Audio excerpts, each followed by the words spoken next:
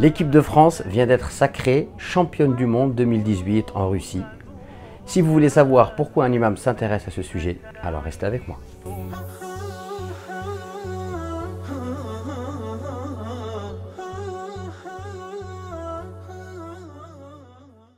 Les Bleus ont été sacrés champions du monde. Alors, comme une grande majorité de Français, je ne cache pas ma joie, je suis très content. Je suis très content de la victoire de notre équipe de France. Néanmoins, je m'aperçois que cette victoire ne fait pas plaisir à tout le monde.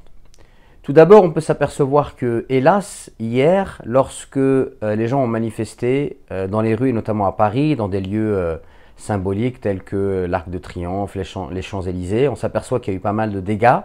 Donc, on s'aperçoit qu'il y a des gens qui sont dans la destruction, même dans ce genre d'événements joyeux pour tout le monde.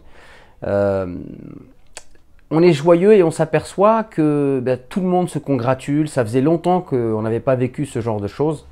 On l'avait vécu, moi je l'avais vécu en 98. J'étais alors âgé de 23 ans. Et il y avait eu une espèce de communion dans le pays. On parlait de la France Black Blanc Beurre. Et puis bien évidemment, cette France Black Blanc Beurre, elle ne fait pas plaisir à tout le monde. Et je me rappelle que notamment quelqu'un comme Éric Zemmour, lorsqu'il y avait eu par exemple en équipe de France des événements beaucoup moins glorieux et beaucoup plus douloureux, où justement il disait que nous avait menti avec la France Black Blanc Beurre et regardez ce qui se passe, ils ne peuvent pas vivre ensemble. Et là justement il vient d'être démenti à nouveau, puisque une équipe multiculturelle, multiconfessionnelle, a réussi à inspirer la joie à une écrasante majorité de Français et de Françaises. Néanmoins, on s'aperçoit aussi que certains d'extrême droite, ils sont absolument pas contents de cette victoire. Ils disaient que l'équipe de France n'était pas une équipe de France, mais la seule équipe européenne réellement, c'était la Croatie, puisque l'équipe de France était plutôt une équipe africaine. Donc on voit que cette joie, elle est partagée par une majorité de Français, mais pourtant elle n'est pas partagée par une minorité qui sont dans la haine, la destruction. Moi-même, j'ai vu certains musulmans haineux et rageux qui considèrent que c'est presque blasphématoire que d'exprimer sa sympathie pour l'équipe de France. On entend une multitude de débats dans les émissions de radio, de télé, sur le patriotisme, etc. Presque on s'étonne de voir des gens comme Paul Pogba ou comme Kylian Mbappé exprimer leur patriotisme, ou alors même le joueur de football Antoine Griezmann, on sait qui est attaché à la culture espagnole, dire à chaque fois « Vive la France, vive la République ». Et on se dit est-ce que c'est calculé ou pas calculé, etc. Et que c'est du marketing. Donc il y a plein de débats comme ça qui sont un peu, à mon sens, déplacés et qui veulent occulter quelque chose qui est absolument simple et finalement criant de vérité, c'est que finalement, oui, la France aujourd'hui, elle est multiculturelle et elle est multiconfessionnelle.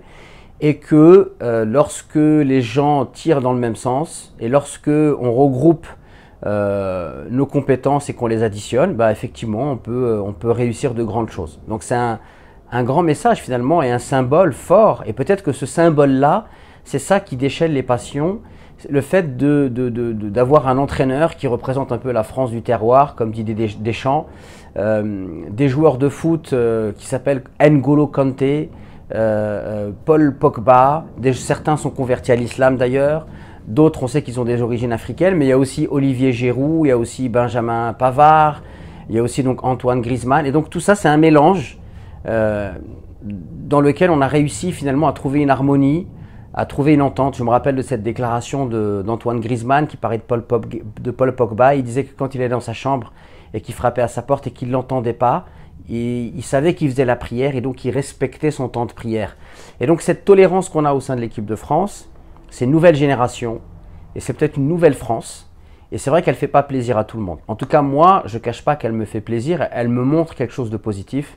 Et peut-être c'est ça le message qu'on pourrait envoyer, c'est qu'au-delà de votre couleur de peau et de votre religion, si vous avez vraiment des compétences et si vous êtes une valeur ajoutée pour le pays, alors je pense que c'est la meilleure manière de faire tomber les barrières et de dépasser cette question du racisme. Ensuite, j'aimerais parler justement de Kylian Mbappé. Kylian Mbappé, donc c'est un joueur de foot, il a 19 ans, son père est camerounais, sa mère est algérienne, donc c'est un métis. Mais en même temps, on sent qu'il a un bon français, il s'exprime dans un bon français, il est à l'aise à l'oral. Dans les interviews, il est très à l'aise, il montre même une certaine maturité, un certain recul, une certaine intelligence, une certaine fraîcheur. Je le trouve même très séduisant dans sa manière en plus de sa tête on va dire de gamin malicieux, il a une bonne bouille. Je le trouve même assez charmant dans sa manière de s'exprimer. On sent que c'est le nouveau chouchou des Français. Et comment pourrait-il en être autrement? À 19 ans, le talent, il a éclaboussé de toute sa classe la Coupe du Monde, il a fait l'unanimité. Et on voit en fait que justement donc ce métis qui est moitié africain, moitié algérien, né en France, on voit qu'il est absolument pas complexé, qu'il est absolument pas dans une question identitaire, on va dire conflictuelle, mais au contraire il semble parfaitement apaisé. J'ai vu une interview de lui en novembre 2017 où il disait qu'il serait extrêmement fier de porter les couleurs de son pays et d'apporter à la France, son pays, eh bien, la victoire, et qu'il serait heureux de rendre heureux, il dit, donc j'emploie ces mots, les boulangers, tous les gens en fait, du président au ministre, en passant par le boulanger, en passant par le boucher, la crémière, etc. Et que ce serait un honneur pour lui, et peut-être qu'il symbolise justement quelque chose qui est important aujourd'hui, dont on a besoin de ce modèle-là, c'est-à-dire au-delà de ta religion et au-delà de tes origines, eh bien oui, tu peux être fier d'être français et oui, tu peux incarner la fierté de ton pays. Donc, c'est vrai que peut-être cette équipe de France-là, elle va à contre-courant. C'est vrai qu'aussi, peut-être les politiques veulent justement faire de la récupération politique. Et peut-être que, effectivement aussi, cet engouement populaire ne doit pas cacher les difficultés de notre pays actuellement, mais par contre, il y a des symboles qui sont forts, et ces symboles-là, à mon sens, ils sont à méditer. Oui, aujourd'hui, en 2018, tu peux être d'origine diverse, tu peux être